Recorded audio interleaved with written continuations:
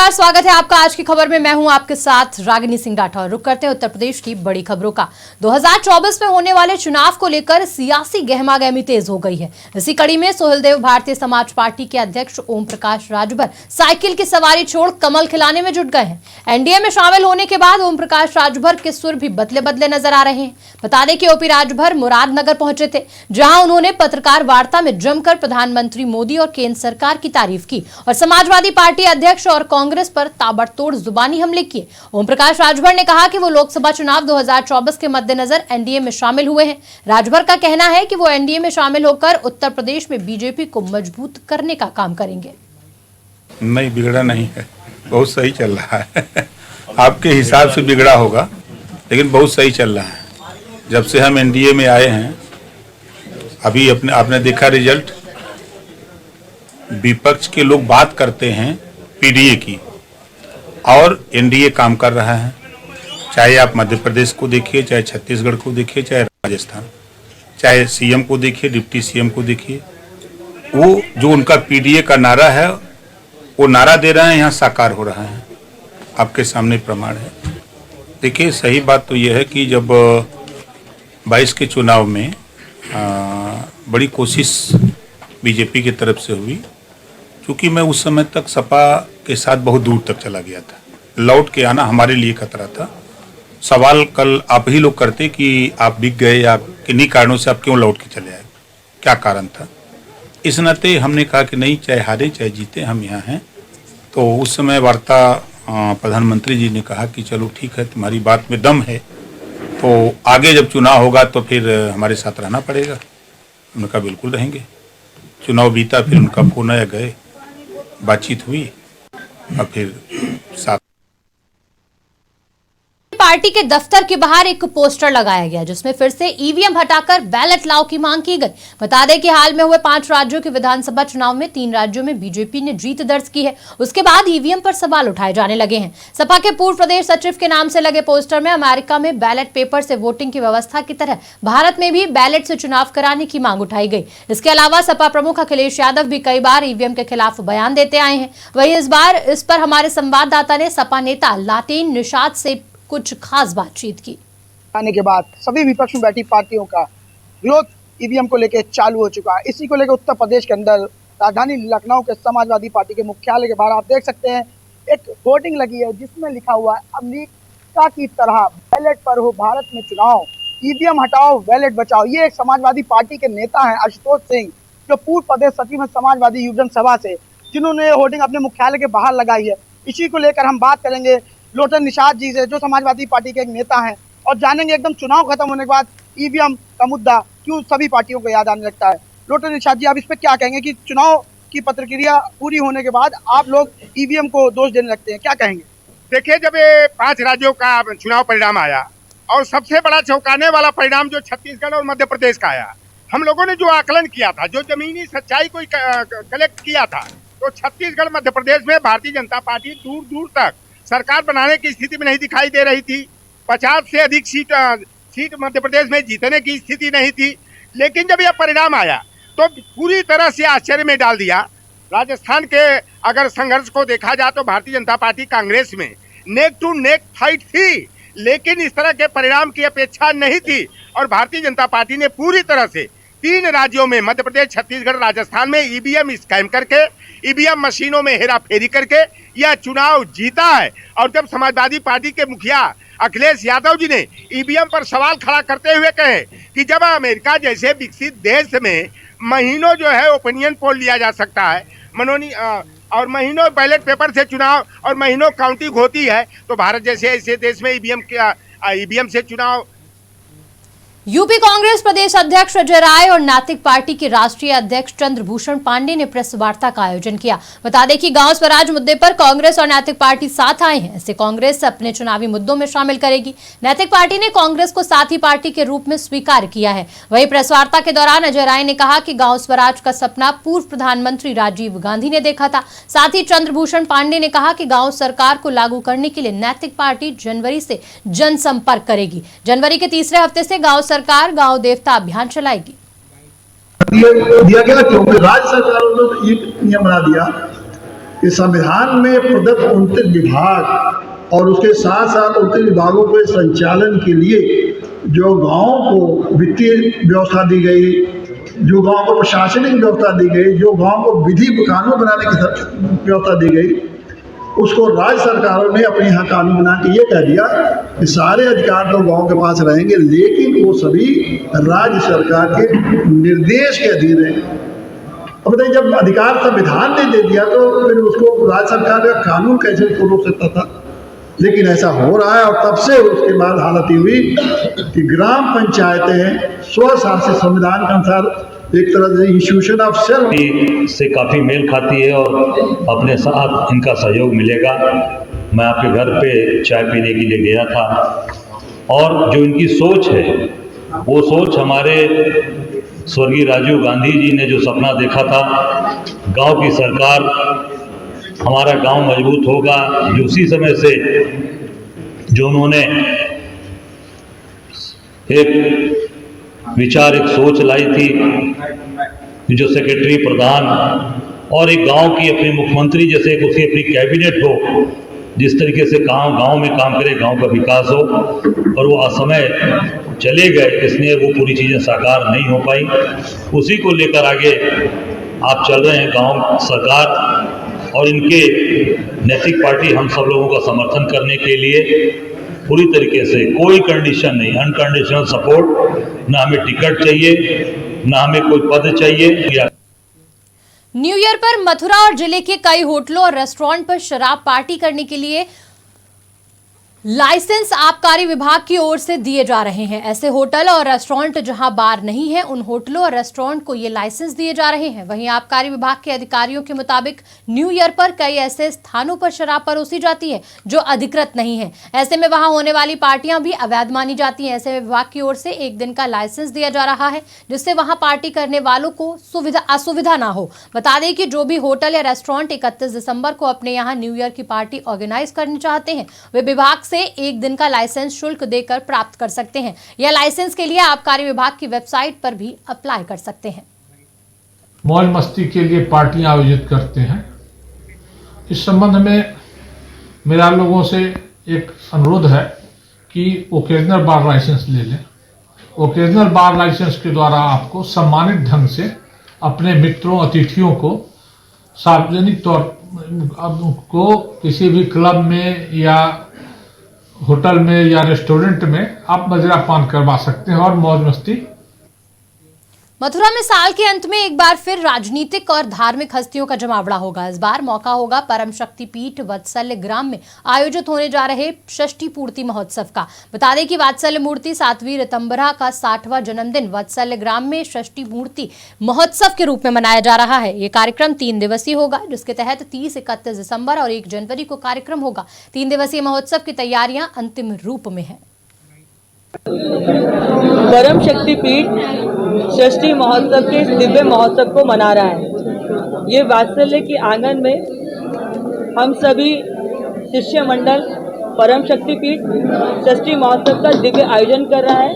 ये 3 दिन का महोत्सव रहेगा, जिसमें भारतवर्ष के आध्यात्मिक, राजनीतिक और सांस्कृतिक जगत की दिव्य विभूतियाँ आ रही हैं, जिसके अंतर्गत आध्यात्मिक जगत से मेरे दादा गुरुदेव परम पूज्य युगपुर स्वामी परमानंद गिरी जी महाराज, चित्रकूट धाम के जगत गुरु परम पूज्य अनंत विभूषित रामभद्राचार्य जी महाराज, जूना अखाड़े के आचार्य महामंडलेश्वर परम पूज्य अवधेशानंद गिरी जी महाराज, राम जन्मभूमि ट्रस्ट के कोषाध्यक्ष पूज्य स्वामी गोविंद गिरी जी महाराज, इसके अलावा भी कई सारे अखाड़े के आचार्य महामंडलेश्वर, कई हमारे परंपरा के महामंडलेश्वर और वृंदावन के भी संपूर्ण संत ब्राह्मण समाज इस लखनऊ में भूमाफियाओं का अवैध कब्जा करने का खेल लगातार जारी है, जहां चिन्हट में दबंग भूमाफियाओं द्वारा प्लाटों पर अवैध रूप से कब्जा किया जा रहा है, जिसको लेकर स्थानीय लोगों ने जिम्मेदार अधिकारियों से कार्रवाई की मांग की है और भूमाफियाओं के आतंक से निजात दिलाने के लिए स्थानीय लोग लगातार अधिकारियों के चक्कर लगा रहे हैं। लगातार भूमाफियाओं के हौसले बुलंद होने की वजह से स्थानीय लोग बेबस हैं और अपनी समस्याओं को लेकर अधिकारियों के चक्कर लगा रहे हैं।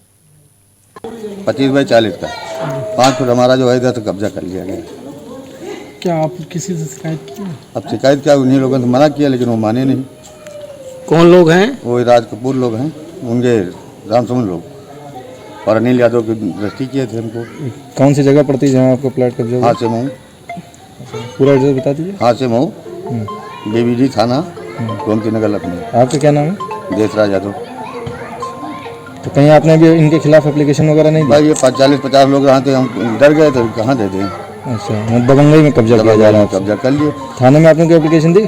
थाने में कि हमारी सुनी भी। एक मिनट, नाम पूरा बताइए। मेरा नाम रंजना निगम है। मैं यहाँ सोसाइटी में रहती हूँ। मेरे घर कॉलोनी से निकलने के सारे रास्ते धीरे धीरे करके बंद किए जा रहे हैं और सब तरफ से दीवारें खड़ी कर दी गई, तो हम लोग को निकलने में बहुत परेशानी हो रही है। यहाँ की कॉलोनी के बच्चों को भी स्कूल जाने में और उनको घर वालों को पहुँचाने में, आने जाने में बहुत परेशानी हो रही है। कच्चे रास्ते से जा करके हम लोग किसी तरह से अपना काम पूरा कर रहे हैं। किसके द्वारा बंद किया गया है रास्ता? ये बाहर के जो उनके प्लाट, उनके मुझे नाम नहीं मालूम उनके क्या हैं, इसलिए मैं उसके बारे में नहीं बता सकती क्या नाम। महोबा में पूर्व अपर मुख्य अधिकारी रणमत सिंह राजपूत पर कई गंभीर आरोप लगे हैं। पूर्व अपर मुख्य अधिकारी पर स्टोन क्रशर व्यवसाय से रंगदारी मांगने जाने से मारने की धमकी देने और अवैध वसूली समेत तमाम आरोप लगे हैं। पीड़ित व्यापारी ने तमाम व्यापारियों के साथ एएसपी से शिकायत कर आरोपी के खिलाफ कार्रवाई की मांग की है। वहीं पूर्व अपर मुख्य अधिकारी के रंगदारी मांगने का ऑडियो वीडियो भी सोशल मीडिया पर वायरल हो रहा है। क्या शिकायती पत्र लेकर अभी आप अपर पुलिस अधीक्षक से मुलाकात करें? मेरे साथ एक 6 दिसंबर की रात को 8 बजे घटना हो गई थी, उसी का शिकायती पत्र लेके आए थे। एक रणमत सिंह राजपूत है जो कि महोबा में किराए पर रहता है, पूर्व अधिकारी है, रिटायर हुआ है। ये मेरे साथ काफी दिनों से व्यापार में पार्टनर बनाने का दबाव बना रहा था, जिसके लिए मैंने कभी उसको हाँ नहीं करी। 6 दिसंबर की रात को 8 बजे ये मेरे घर आता है और एक राइफल धारी, अज्ञात धारी के साथ आता है, मुझसे कहता है कि व्यापार में पार्टनर बनाओ। मैंने मना किया तो इसने मुझसे 1 करोड़ रुपये रंगदारी मांगी। 1 करोड़ रुपये देने से मैंने जैसे ही मना किया तो इसने अपने आदमी से कह के मेरी तरफ राइफल खींच दी। मैंने जब राइफल खींच दी तो मैंने कहा कि छोड़ दो मुझे, तो कहता कुछ पैसे जो भी हो अभी दो। इसने 3 लाख रुपए जो मौके पे मेरे पास उपलब्ध थे वो लेके ये जाते हुए कहता हुए चला गया कि कल शाम तक मुझे 1 करोड़ रुपए। मथुरा में ई रिक्शा सेवाओं में सुव्यवस्था और अनुशासन तथा अवैध रूप से संचालित हो रहे ई रिक्शाओं पर अंकुश लगाए जाने के लिए ई रिक्शा चालक समिति द्वारा क्यूआर कोड स्टिकर वितरण समारोह का आयोजन किया गया। इस क्यूआर कोड के प्रोजेक्ट का प्रचार वरिष्ठ पुलिस अधीक्षक मथुरा और क्षेत्राधिकारी सदर द्वारा किया गया। इस प्रोजेक्ट को वृंदावन ई रिक्शा चालक समिति के लिए क्यूआर कोड स्कैन स्टिकर के साथ पुलिस कर्मियों को जाँच के लिए एंड्रॉइड मोबाइल ऐप बनाकर गूगल प्ले स्टोर पर अपलोड किया गया। देखिए, वृंदावन में हम सभी जानते हैं कि लाखों की संख्या में श्रद्धालु रोजाना यहाँ दर्शन पूजन के लिए आते हैं और यहाँ की यातायात व्यवस्था को सुचारू रखना एक बहुत बड़ा कार्य है, जिसको पुलिस विभाग अपने सभी साथी स्टेक होल्डर्स के साथ मिलकर कर रहा है। इसी ओर ई रिक्शा का संचालन व्यवस्थित रूप से हो सके, इसके लिए पुलिस विभाग, ट्रांसपोर्ट विभाग, ई रिक्शा संचालन समिति जो है, सभी हमारे ई रिक्शा चालक साथी और इस कार्यक्रम में जो टेक्नोलॉजी पार्टनर हैं, PSA डिजिटल इंडिया, इन सब के संयुक्त प्रयास से एक टेक्नोलॉजी बेस्ड आधुनिक सिस्टम ई रिक्शा संचालन के लिए आज यहाँ पे इसकी शुरुआत हो रही है, जिसमें 3 रूट निर्धारित किए गए। प्रयागराज में राजनीतिक रंजिश को लेकर पूर्व प्रत्याशी नगर अध्यक्ष की वर्तमान नगर अध्यक्ष के भतीजे और पुत्र ने पिटाई कर दी और गाली गलौज देते हुए जान से मारने की धमकी दी। वहीं पीड़ित की नामजद तहरीर के मुताबिक पुलिस ने कई धाराओं में आरोपी के खिलाफ मुकदमा दर्ज कर लिया है और मामले की जांच पड़ताल कर रही है। फिलहाल नगर अध्यक्ष फूलपुर के परिजनों द्वारा किए गए घटना से पीड़ित और व्यापारी समाज में काफी रोष व्याप्त है। नगर पंचायत फूलपुर चुनाव लड़ा, चुनाव के नाते रंजिश को दिखाने के लिए बार बार डरवाना धमकाना, क्योंकि फूलपुर का इतिहास रहा है जो व्यापारी नेता बनने का प्रयास किया, जब उसको गुंडा कह करके बदनाम कर दिया या उसको लोगों ने पवन केसी का मर्डर करा दिया और हमको सब पागल क्या कैसा करके मतलब माहौल सम्मान खराब करने का काम करते थे। रायबरेली के उप मुख्यमंत्री ब्रजेश पाठक ने बीते साल गंगा सेतु निर्माण का शिलान्यास किया था, जिसके बाद सीएम योगी आदित्यनाथ के सख्त निर्देश पर गंगा सेतु निर्माण का कार्य तेजी में आया। अप्रैल 2026 तक गंगा सेतु निर्माण को पूरा करने का समय निर्धारित किया गया है। बता दें कि गंगा सेतु निर्माण कराने का सरकार का मुख्य उद्देश्य रायबरेली जनपद को सीधे फतेहपुर जनपद से जोड़ना है, जिससे पिछड़े ग्रामीण इलाकों में विकास के साथ ही आयात निर्यात में भी तेजी आएगी, साथ ही लोगों के लिए रोजगार का स्रोत बढ़ेगा। रायबरेली के चिखली गांव में एक छत पड़ रही थी, जिसकी अचानक शटरिंग गिरने से 3 लोग गंभीर रूप से घायल हुए। बता दें कि मंगलवार शाम मजदूरों द्वारा एक घर की स्लेब डालने का काम चल रहा था। इसी बीच अचानक छत में लगी बलिया खिसक गई और छत गिर गई, जिसके नीचे दबने से 3 मजदूर गंभीर रूप से घायल हो गए। कड़ी मशक्कत के बाद फंसे हुए मजदूरों को बाहर निकाला गया और आनन फानन में नजदीकी अस्पताल में भर्ती कराया गया। वहीं थाना अध्यक्ष ने बताया कि घायलों का इलाज जारी है, तहरीर मिलने पर कार्रवाई की जाएगी। रायबरेली में बाइक सवार रेलवे ट्रैकमैन को कार ने जोरदार टक्कर मार दी। हादसे में ट्रैकमैन गंभीर रूप से घायल हो गया, जिसे आनन फानन में नजदीकी अस्पताल में भर्ती कराया गया। बता दें कि घायल युवक रेलवे के ट्रैकमैन के रूप में कुंदनगंज रेलवे स्टेशन पर तैनात है। वह ड्यूटी समाप्त कर बाइक से घर जा रहा था, तभी एक कार ने उनकी बाइक पीछे से टक्कर मार दी। हादसे में ट्रैकमैन गंभीर रूप से घायल हो गया। वहीं थाना अध्यक्ष ने बताया कि घटना की सूचना मिली है, तहरीर मिलने पर आवश्यक कार्रवाई की जाएगी। सर, अभी ये घटना घटी क्या है? ये हमारे यहाँ CHC बछरावा में दया शंकर नाम से एक आया, एक्सीडेंट हो गया है उनका 7:30 बजे लगभग सुबह में। ये यहाँ पे कुंदनगंज में रेलवे के कर्मचारी बता रहे हैं, जैसे उनके साथ जो परिजन है, तो ये वापस अपने घर लौट रहे थे, तभी कार से टक्कर लगी ये और फिर जख्मी हालत में यहाँ पे आए हैं।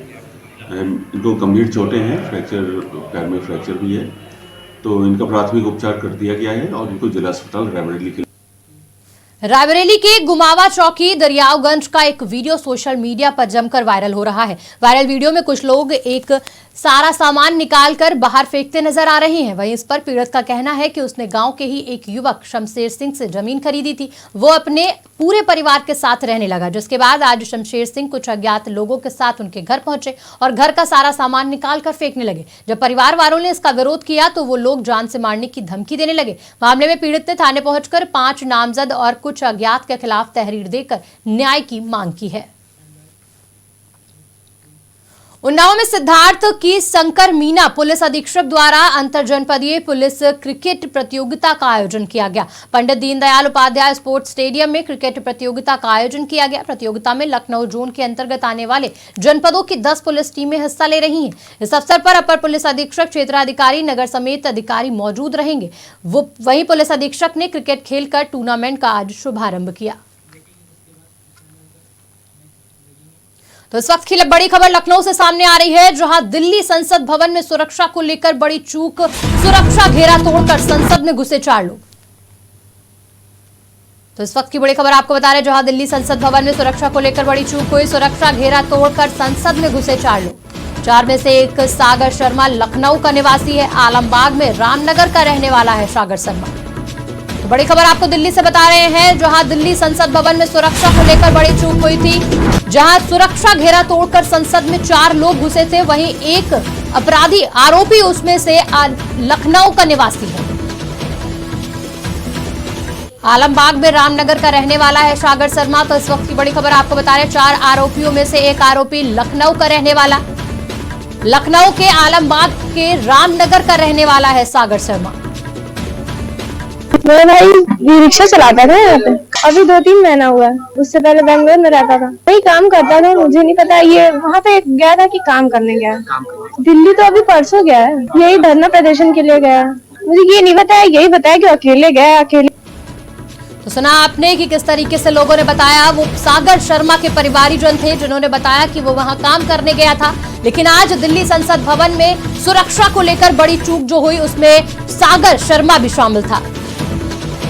इस खबर पर ज्यादा जानकारी के लिए हमारे साथ हमारे संवाददाता अबू तलहा जुड़ चुके हैं। तलहा, दिल्ली में संसद भवन के अंदर जो सुरक्षा चूक हुई उसमें लखनऊ का भी एक निवासी शामिल है, क्या कुछ अपडेट?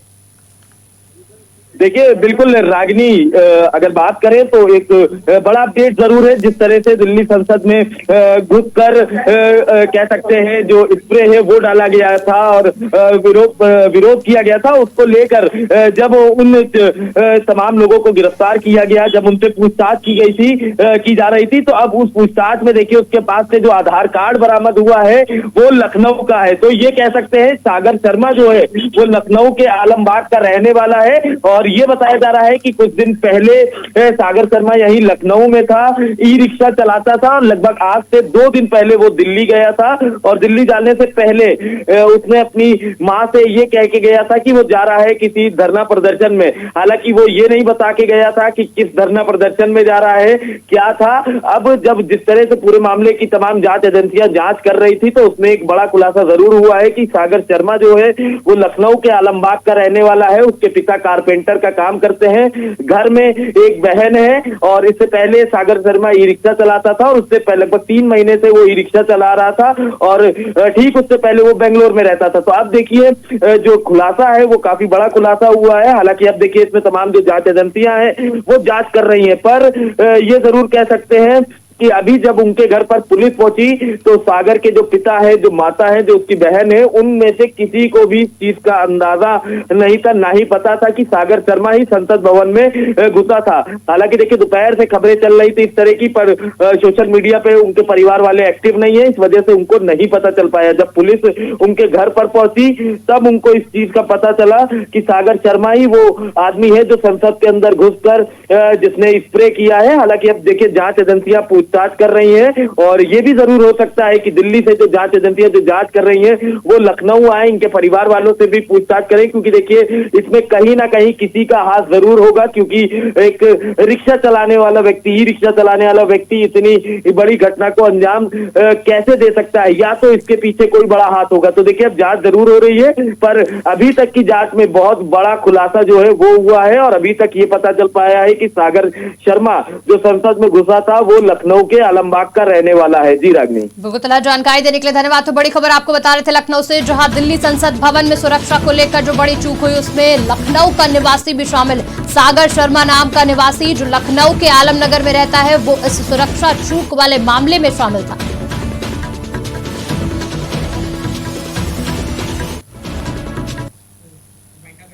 फिलहाल बुलेटिन में इतना ही। देश दुनिया की तमाम बड़ी खबरों के लिए देखते रहिए आज की खबर।